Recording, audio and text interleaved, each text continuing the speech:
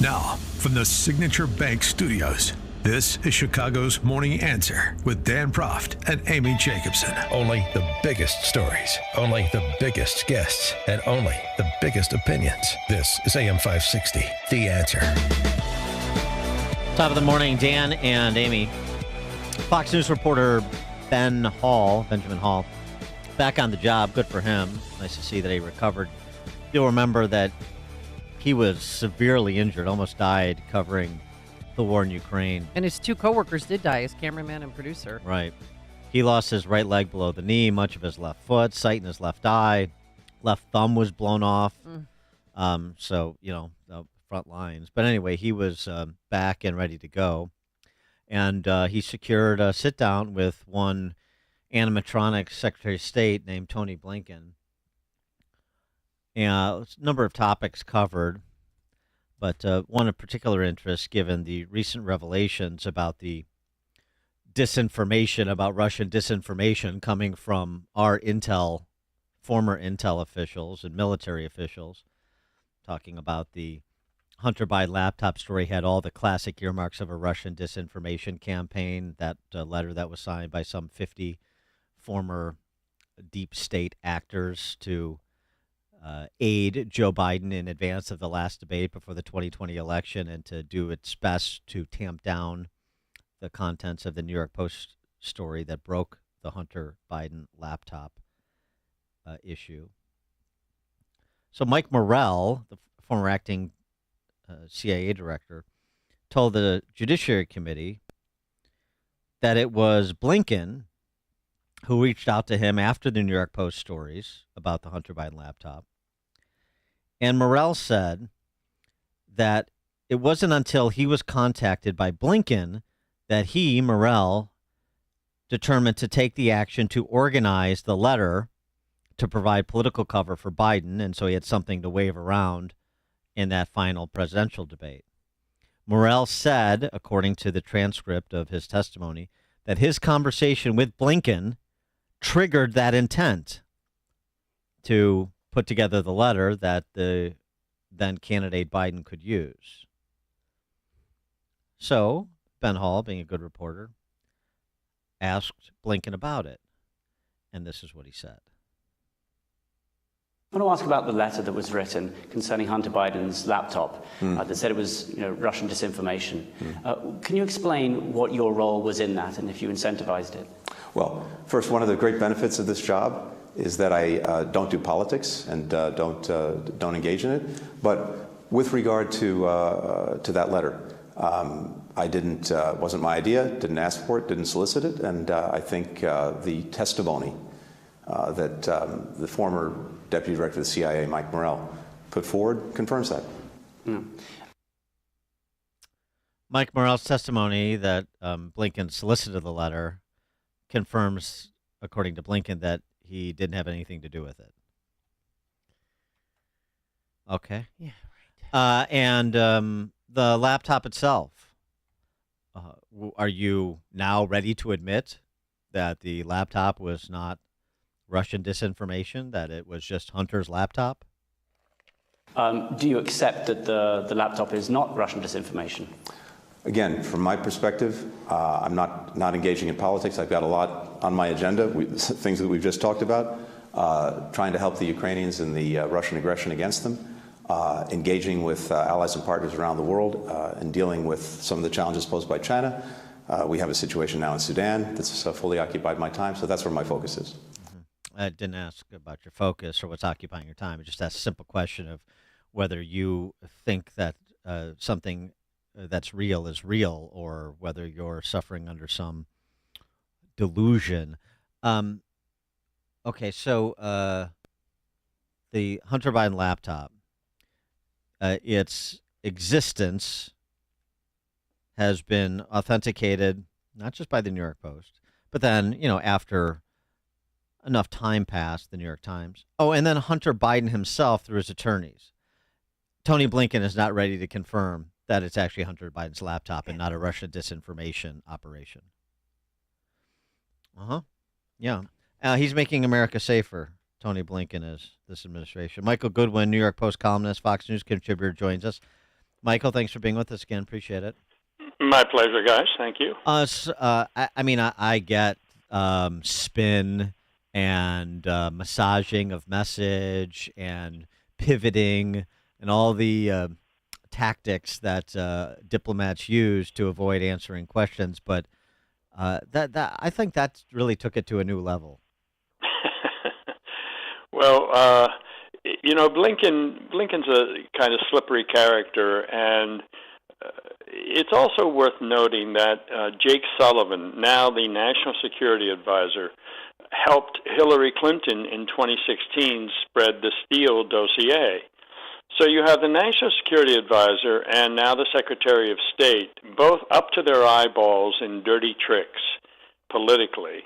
So Blinken can hide behind the job now, but that doesn't change anything. And it's interesting, too, that he says, I'm just focused on Russia and Ukraine and China. Well, isn't it interesting? That's where a lot of Hunter Biden's money came from. Russia, Ukraine, and China. And so for him not to make the connection, and for, I think, the media in general not to make the connection that Joe Biden's family is compromised, and I believe Joe Biden is compromised by all of this money his family took from those and other countries. And so one could reasonably argue that Tony Blinken's job is a lot harder because Joe Biden took that money and shared in that money from his family. And that is tying America's hands when it comes to dealing honestly with those countries. I mean, I have said this so many times, so forgive me if I'm repeating it, but Xi Jinping and Vladimir Putin and the people in Ukraine, they know everything that the Bidens did and the money they took. It's only the American people who don't know.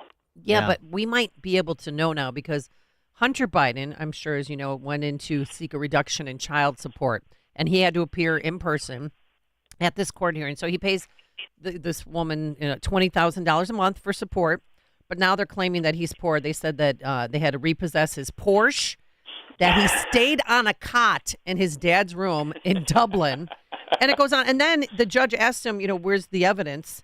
If you say you want a reduction in child support, you need to show me that what you're making, because he said he's not sure of who has purchased his artwork and at what price, which is another lie. So is there a possibility that this simple case in Arkansas could blow the doors wide open on how much money he got and then how much was given to his father? Look, I saw some legal experts the other day talking about this, and one of them made a fascinating point, which is by seeking this reduction, he has opened himself to these questions and to this fact-finding.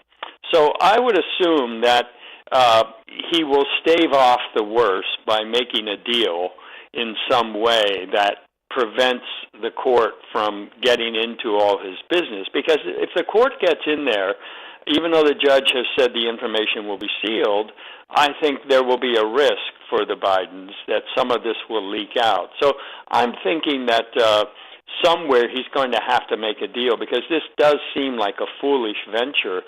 Look, if we got all the information about who in China was buying the artwork, I mean, there's just no end to the connections here, because the money, for example, donated to University of Pennsylvania, where all the Bidens go to college, the Biden Center at Penn, the contributions it got from China. I mean, there's really, once you open this can of worms, and I don't think there's any chance that we'll ever get all of that information, because there's just so much of it.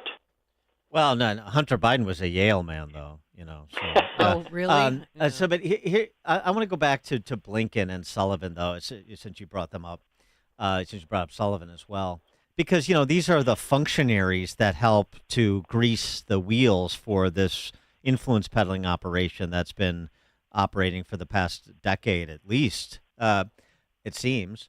and that Comer and Jordan and the gang are looking Right. at. So, making Blinken's job harder, but Blinken has been up to his neck in this from the beginning. We know this from correspondence between Hunter and Blinken's secretary when he was at State Department in Joe Obama terms 1 and 2, and the meetings that he wanted to talk about different things, get his advice and counsel on stuff. He wanted him to meet with his business partners.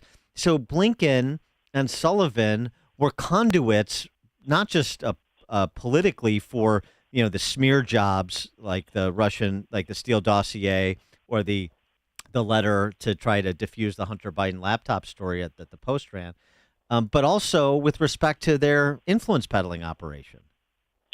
Oh, absolutely. And Blinken has said that he had no correspondence with Hunter Biden, but he's on the laptop, writing to Hunter Biden, having lunch, his office.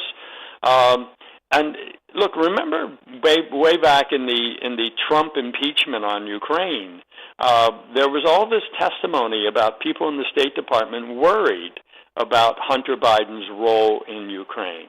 Of course, the Democrats shut it down, but that would have involved Blinken. That would have been the very time that Blinken was involved. And so I think there is still much to learn about the way the government turned itself around to facilitate the Biden family business. Sometimes it just looked the other way. Sometimes there were mild complaints.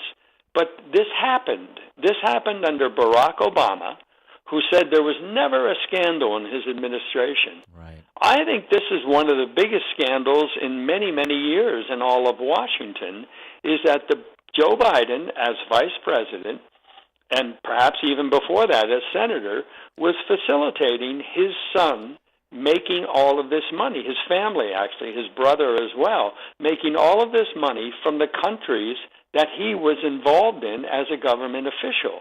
And that's why the Tony Bobolinsky testimony, I think, has never received its fair due from the mainstream media. When Bobolinsky says Joe Biden knew all about the businesses in 2017, now granted, he's out of office at that point, but Hunter Biden was claiming that the Chinese officials they were dealing with owed him $20 million for work done in 2015 and 2016. This is what was going on in 2017 when Bobolinsky meets Joe Biden. So all of this money that they earned from China happened while Joe Biden was vice president. And so then you take the leap of the big guy and his secret 10% cut of all of this deal that was created while he was vice president. I mean, it just boggles the mind to believe that Joe Biden not only claims to have had no knowledge, but didn't participate. And my theory is that it's not just that he's a passive participant getting 10% of a deal. I believe that ultimately the evidence will show that Joe Biden was the mastermind.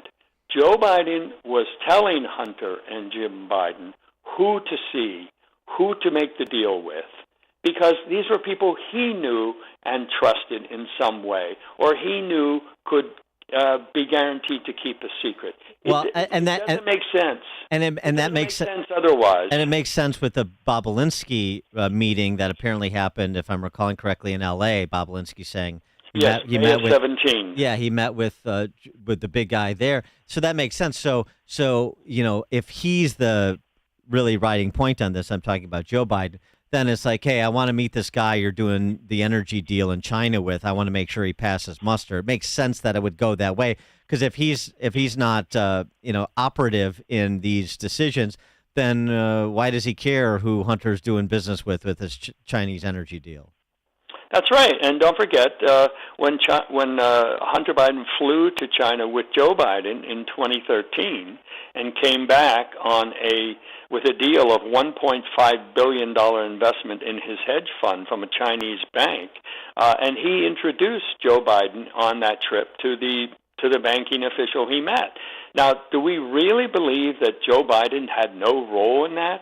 I mean, it boggles the mind that they would turn over that kind of money to the Biden family and not have something in mind. And Bob Alinsky has said recently that his own idea has evolved as to what was going on. He no longer thinks these were kind of stray business ventures trying just to buy influence. He thinks this was a Chinese intelligence operation that targeted the Bidens. That makes more sense. Well, so here, the question now is, how does this play out as the walls start closing in on Hunter Biden, perfect patsy. And it seems to me they could go to him. This is, of course, just supposition, but they go to him and say, look, you got to fall on the sword for the big guy. So you're going to plead out to the gun charge. You're going to plead out to a couple of tax evasion charges. You're going to get, I don't know, maybe you'll even have to do a year and a day, but otherwise you're going to get probation. But this is the only way to stop this. And then everybody's ass is covered.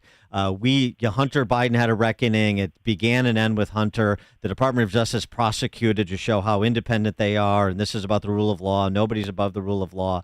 And everybody walks away with their reputations more or less intact. I think that's a plausible outcome. And I think a lot of this, if you look back at the midterms last year, had the Republicans taken the Senate, had they won a big margin in the House, I think the Biden White House would now be dealing with this very differently. Now they've got just the House of Representatives with a small margin, but you've got really aggressive chairmen of these committees using the subpoena power. Comer, Jim Jordan, and Turner from Ohio, using their committees and the subpoena power to probe the Biden family.